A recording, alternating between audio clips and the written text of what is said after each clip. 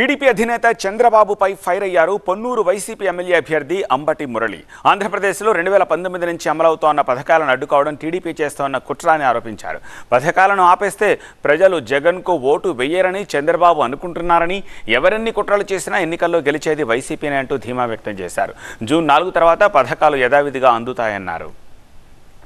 అంబటి మురళి వ్యాఖ్యల పూర్తి సారాంశం మా అసోసియేట్ ఎడిటర్ హసీనా అందిస్తారు.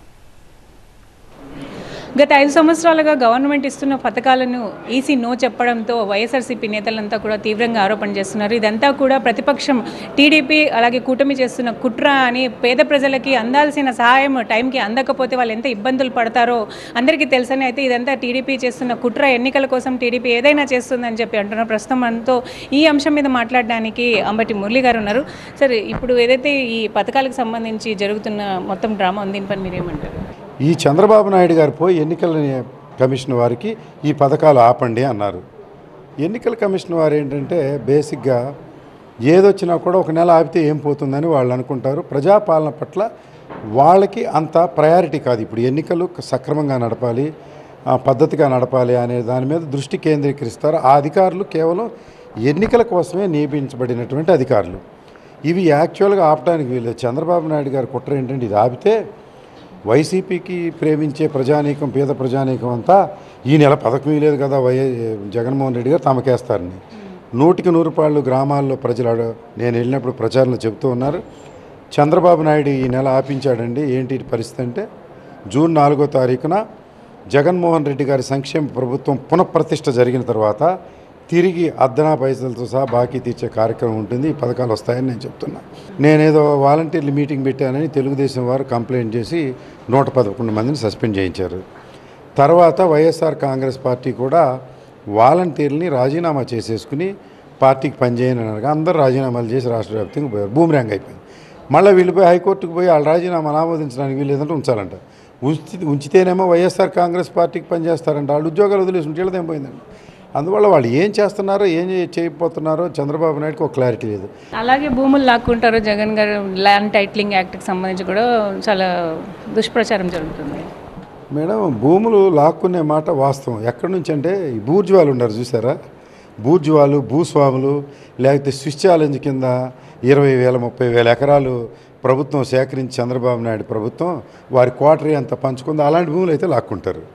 పేద ప్రజానీకానికి ఉదాహరణకి రాజధానిలో 50,000 మందికి ఇళ్ల స్థలాలు ఇచ్చారు. అవన్నీ అంతకుముందు ప్రభుత్వం కాజేయాలనుకున్న భూములను వెనకలాక్కుని ఇచ్చారు. పేద ప్రజల భూములకు ఇవ్వాలన్న దానిలో ఇంతకుముందు ఇందిరాగాంధీ గారు ఉన్నప్పుడు కూడా ల్యాండ్ సీలింగ్ యాక్ట్ పెట్టి జమీందారుల భూములు, భూస్వాముల భూములు లాక్కుని పేద ప్రజానీకానికి ఇచ్చారు. ఇప్పుడు జరుగుతుంది కూడా అదే. భూములు లాక్కునేది ఎవరయ్యా అంటే ఎవరన్నా భూస్వాములు ఉంటే అది కూడా ఎక్విజిషన్ యాక్ట్ కింద డబ్బు ఇచ్చే మరీ తీసుకుంటున్నారు. పేద ప్రజానీకానికి ప్రతి అంగుళం భూమి పేద ప్రజానీకానికి చెందాలని, ప్రతి వారు కూడా ఇల్లు కట్టుకుని ఉండాలనేది జగన్మోహన్ రెడ్డి గారి సిద్ధాంతం. వీళ్ళు గ్లోబల్ ప్రచారం చేస్తున్నారు. ఇందాక పేద ప్రజలు స్కీములు రాకుండా ఆపటం, మళ్ళీ వాళ్ళు ఇంకొక అభద్రతా భావం కలగజేయడం, అవి అందరూ కూడా తెలుసుకున్నారు. పేద ప్రజల సంక్షేమ సారథి జగన్మోహన్ రెడ్డి గారు భూములు ఇచ్చేవాడే కానీ తీసుకునేవాడు కాడు. ఇప్పుడు మోడీ వస్తున్నారు, ఆల్రెడీ ఆయన కూడా ప్రచారంలో పార్టిసిపేట్ చేస్తున్నారు. ఇప్పటికీ 2 సార్లు వచ్చారు. ఎలా ఉంటుంది అనుకుంటున్నారు పార్టీ మీద ఎఫెక్ట్? మోడీ గారు ఆంధ్రప్రదేశ్కి వచ్చిన మాట వాస్తవం. సంక్షేమ ప్రభుత్వాన్ని గురించి ఒక విమర్శ కూడా చేయలేదు.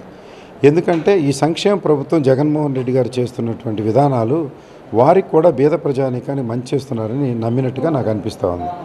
అయితే వారు ఏదో ఒక పార్టీతో అలయన్స్తో చేసే పరిస్థితి ఆంధ్రప్రదేశ్లో ఒంటరిగా పోటీ చేయలేరు కనుక తెలుగుదేశం జనసేనతో కలిసి ఎన్నికల ప్రక్రియలో పాల్గొనొచ్చు, కానీ వారి మేనిఫెస్టోలో కూడా వారి ఫోటో వేయొద్దన్నారు. ఆ పార్టీ విధి విధానాలతో ఆయన ఏకీపించలేదు. ఎన్నికల్లో మాత్రం కలిసి వెళ్తున్నారు. ఏదన్నా 4 సీట్లు వస్తే రిప్రజెంటేషన్ ఉంటుంది.